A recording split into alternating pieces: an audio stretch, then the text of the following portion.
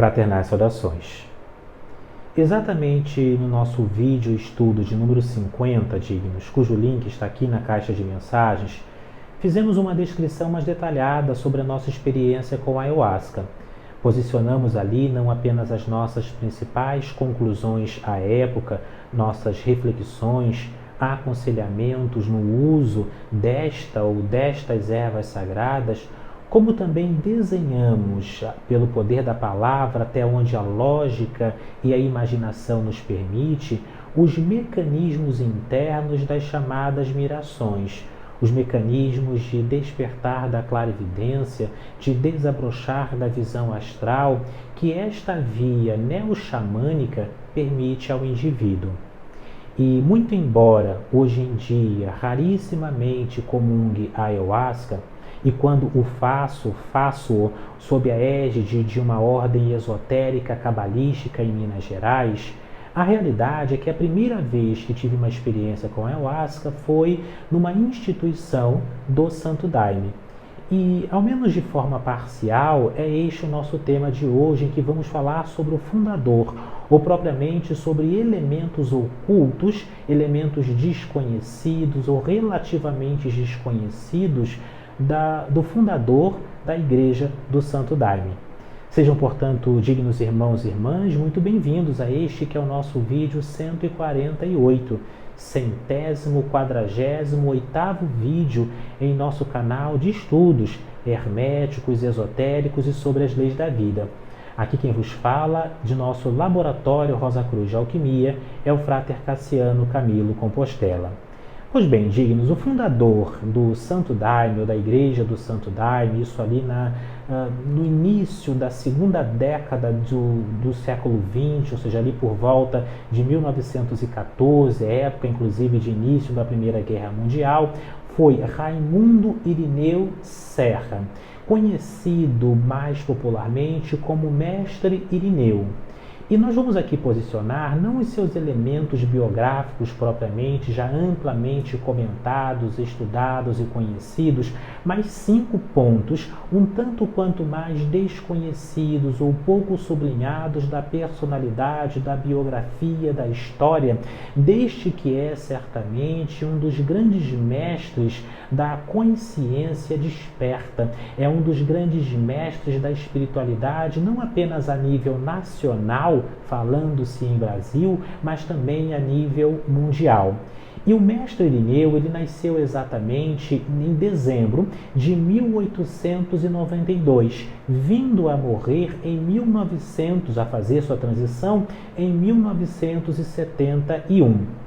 E destes 5 elementos ocultos da biografia do mestre Irineu, podemos posicionar o primeiro como sendo o seguinte, ele era neto e até mesmo filho de escravos e de ex-escravos. Os seus avós foram escravos, mas quando ele nasceu propriamente, os seus pais já eram ex-escravos. Vejamos que se ele nasceu em 1892, ou como alguns outros biógrafos vão posicionar em 1890, ele nasce pouquíssimos anos após a proclamação, a abolição propriamente da escravatura pelas mãos da então princesa Isabel, filha de Dom Pedro II, que foi em 1888. Então ele nasce ainda dentro deste contexto, dentro desta mentalidade extremamente escravocrata de sua época.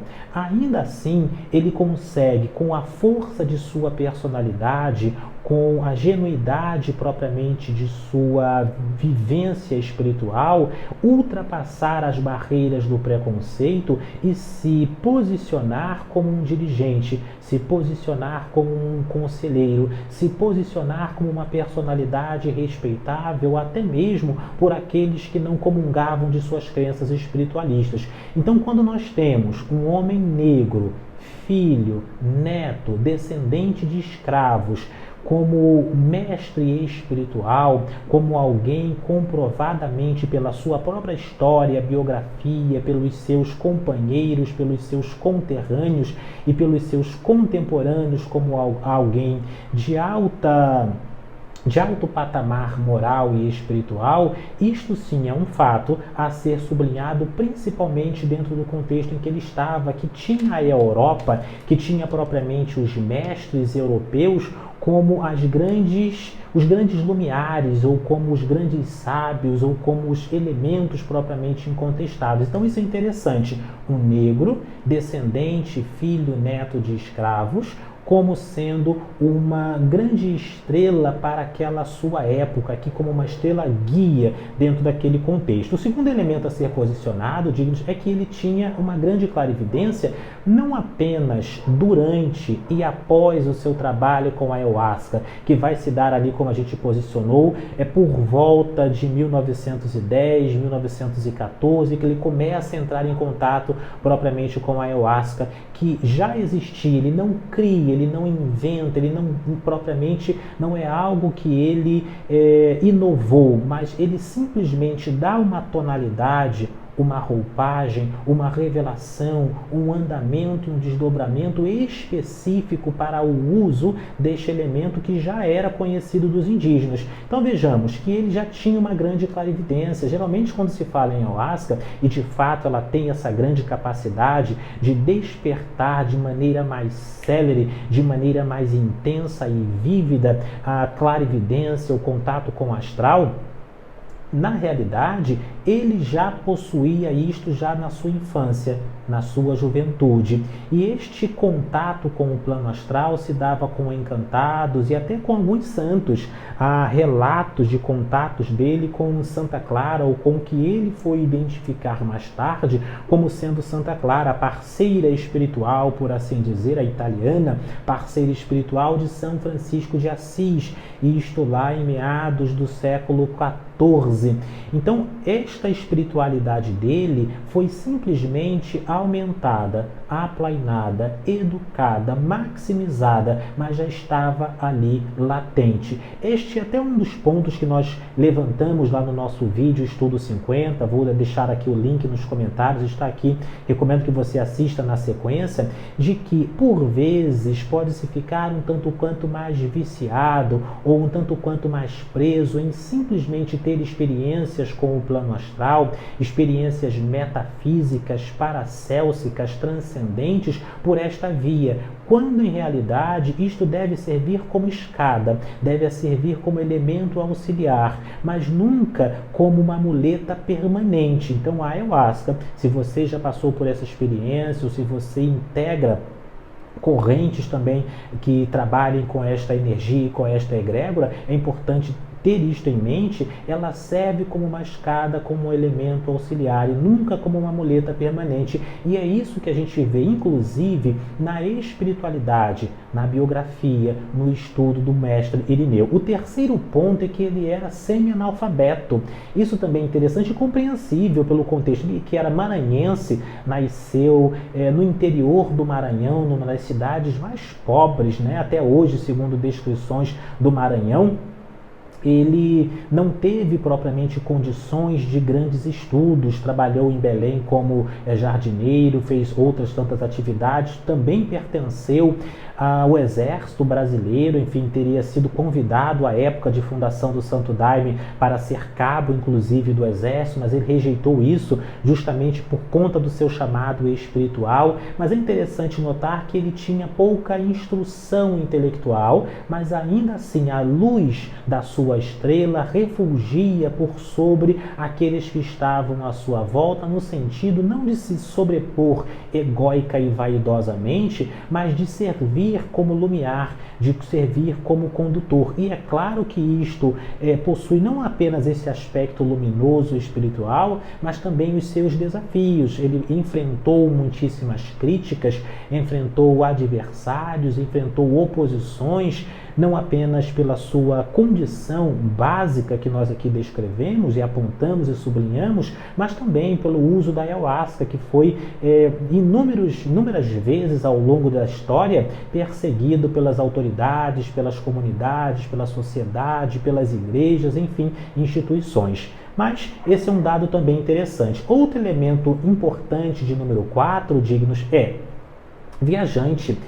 Consta na biografia do mestre Irineu, cujo respeito aqui nós sublinhamos absolutamente. E se você, claro, está assistindo esse nosso vídeo até o final, deixa aqui nos comentários, sou um apoiador, uma apoiadora, curta este nosso vídeo, compartilhe nos seus grupos espiritualistas, isso é importante. Mas vejamos que ele foi um grande viajante, e na qualidade de viajante, nós temos aqui na biografia dele isto como um ponto significativo, por conta, inclusive, de alguns contratempos, de alguns desentendimentos e até agressões que ele sofreu na juventude. Lá no Maranhão, ele parte em direção mais ao norte do país. Então ele vai visitar, ele parte de São Luís, passa por Belém, onde ele vai trabalhar como jardineiro, chega no Acre. Essas transições, estas viagens que o mestre Irineu faz, são também altamente significativas, porque pontuam